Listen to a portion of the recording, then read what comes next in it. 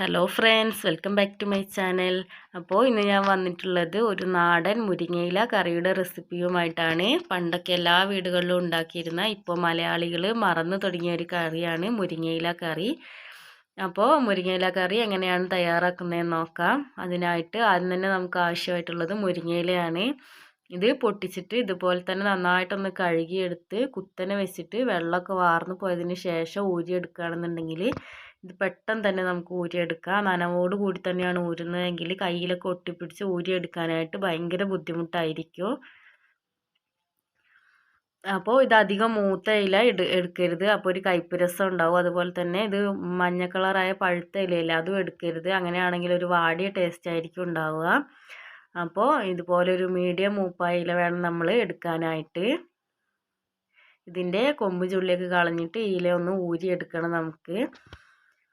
പിന്നെന്നുണ്ടെങ്കിൽ ഇത് പൊട്ടിച്ച് ഉടനെ തന്നെ വെക്കുന്നതാണ് ഏറ്റവും നല്ലത്. അപ്പോഴാണ് കൂടുതൽ ടേസ്റ്റ് ഉണ്ടാകുന്നത്. ഇപ്പോൾ ഇന്ന് പൊട്ടിച്ച് നാളെയൊക്കെയാണ് നമ്മൾ മുരിങ്ങയില വെക്കുന്നതെന്നുണ്ടെങ്കിൽ ഇതിൻ്റെ ടേസ്റ്റ് എന്തായാലും ഒന്ന് മാറിയിട്ടുണ്ടാവും. അപ്പോൾ ഇതുപോലെ ഒന്ന് മുഴുവനായിട്ടൊന്ന് ഊരിയെടുക്കാം. ഇതിൻ്റെ അളവ് പറയുകയാണെന്നുണ്ടെങ്കിൽ 2 പിടിയാണ് ഞാൻ എടുത്തിട്ടുള്ളത്. ഇതുപോലെ കയ്യിൽ വാരുകയാണെന്നുണ്ടെങ്കിൽ ഒരു 2 പിടി അളവിലാണ് എടുത്തിട്ടുള്ളത്. ഇനി നമുക്ക് ഇതിവിടെ ഒന്ന് മാറ്റി വെക്കാം. ഇനി ഇതിലേക്ക് ആവശ്യമായിട്ടുള്ള അരപ്പൊന്ന് റെഡിയാക്കി എടുക്കാം. അതിനായിട്ട് 1/4 കപ്പ് തേങ്ങയാണ് എടുത്തിട്ടുള്ളത്. അപ്പോൾ നമുക്ക് എത്രത്തോളം ഗ്രേവി വേണോ അതിനനുസരിച്ച് നമുക്ക് തേങ്ങ എടുക്കാം. ഇതിപ്പോൾ ചെറിയ മിക്സി ജാറിലേക്ക് ഇട്ട് കൊടുത്തിട്ടുണ്ട്. ഇനി ഇതിലേക്ക് ആവശ്യമായിട്ടുള്ളത് 2 ചുവന്നുള്ളി, അതുപോലെ തന്നെ 2 വെളുത്തുള്ളിയാണ്. വലിയ വെളുത്തുള്ളി ആണെന്നുണ്ടെങ്കിൽ ഒന്ന് തന്നെ മതി.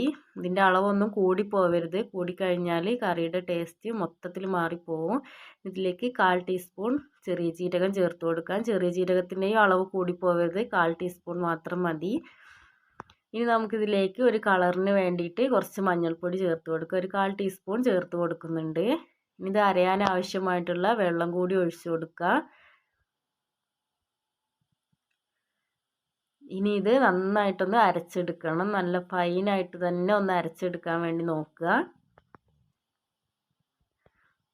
അപ്പോൾ ഞാനിതാ നന്നായിട്ട് തന്നെ അരച്ചെടുത്തിട്ടുണ്ട്. ഇതുപോലെ നന്നായിട്ട് തന്നെ അരച്ചെടുക്കുക. ഇനി നമുക്കിതിവിടെ മാറ്റി വെക്കാം. ഇനി ഞാനിത് തയ്യാറാക്കുന്നത് ഒരു മൺചട്ടിയിലാണ്. നാടനായതുകൊണ്ട് തന്നെ മൺചട്ടിയിൽ തയ്യാറാക്കുമ്പോഴാണ് കൂടുതൽ ടേസ്റ്റ് ഉണ്ടാകുന്നത്.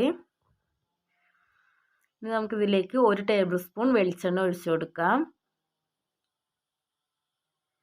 വെളിച്ചെണ്ണ നന്നായിട്ടൊന്ന് ചൂടായി വരുമ്പോൾ ഇതിലേക്ക് 1/2 ടീസ്പൂൺ കടുക് ചേർത്ത് കൊടുക്കുക.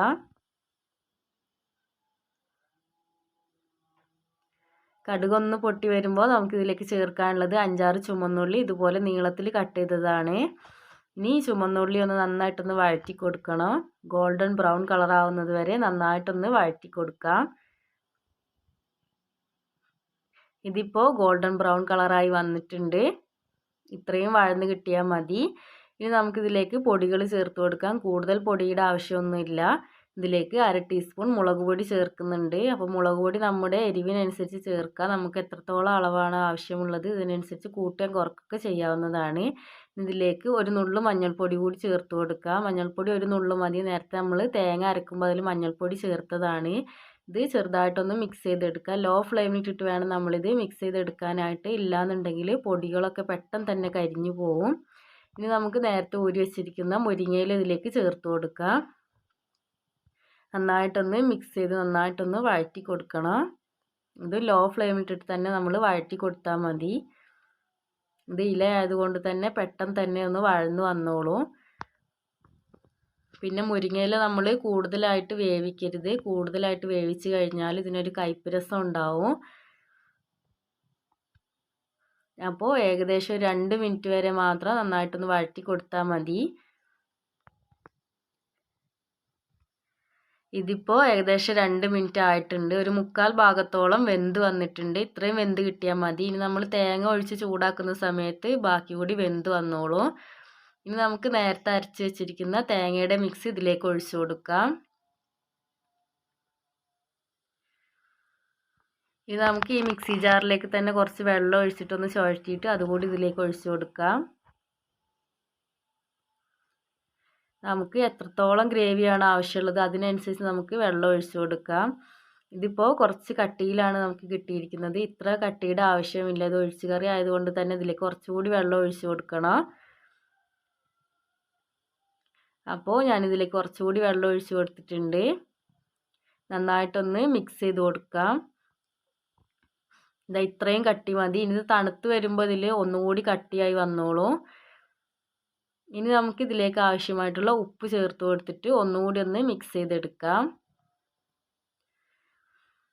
പിന്നെ ഒരു കാര്യം ശ്രദ്ധിക്കണം എന്ന് പറഞ്ഞിട്ടുണ്ടെങ്കിൽ തേങ്ങ നന്നായിട്ട് തിളച്ച് പോകാൻ പാടില്ല. നന്നായിട്ട് തിളച്ച് കഴിഞ്ഞാൽ തേങ്ങ ഒന്ന് പിരിഞ്ഞു പോകും. ഇതുപോലെ കൈ മുകളിൽ വെച്ചാൽ ഒന്ന് ആവി കയ്യിലേക്ക് ഇങ്ങനെ വരുന്നത് കാണാം. ആ സമയത്ത് നമുക്ക് ഫ്ലെയിം ഓഫ് ചെയ്യാം. ഒന്ന് ചൂടായി കിട്ടിയാൽ മാത്രം മതി. ഇതുപോലെ ആവിയൊക്കെ വന്ന് തുടങ്ങുന്ന സമയത്ത് ഫ്ലെയിം ഓഫ് ചെയ്യുക. അപ്പോൾ ഇത്രയേ ഉള്ളൂ, നമ്മുടെ മുരിങ്ങയില കറി ഇവിടെ റെഡി ആയിട്ടുണ്ട്. നല്ലൊരു ഒഴിച്ച് കറിയാണ്, ചോറിനൊക്കെ കൂട്ടാനായിട്ട് നല്ലൊരു കറി തന്നെയാണ്. അപ്പോൾ എല്ലാവരും ഒന്ന് ട്രൈ ചെയ്ത് നോക്കുക. നമ്മുടെ വീഡിയോ ഇഷ്ടപ്പെടുകയാണെങ്കിൽ ലൈക്ക് ചെയ്യാനും ഷെയർ ചെയ്യാനും മറക്കരുത്. വീഡിയോയുടെ അഭിപ്രായം എന്താണെങ്കിലും അതെന്നെ കമൻറ്റിലൂടെ അറിയിക്കുക. അപ്പോൾ നമ്മുടെ വീഡിയോ സബ്സ്ക്രൈബ് ചെയ്യാതെ കാണുന്ന കൂട്ടുകാരുണ്ടെങ്കിൽ ഒന്ന് സബ്സ്ക്രൈബ് ചെയ്യുക. തൊട്ടടുത്തുള്ള ബെല്ലൈക്കണിൽ ഓൾ എന്ന ഓപ്ഷനും കൂടി പ്രസ് ചെയ്യുക. അപ്പോൾ നമുക്ക് മറ്റൊരു അടിപൊളി റെസിപ്പിയുമായി വീണ്ടും കാണാം. താങ്ക്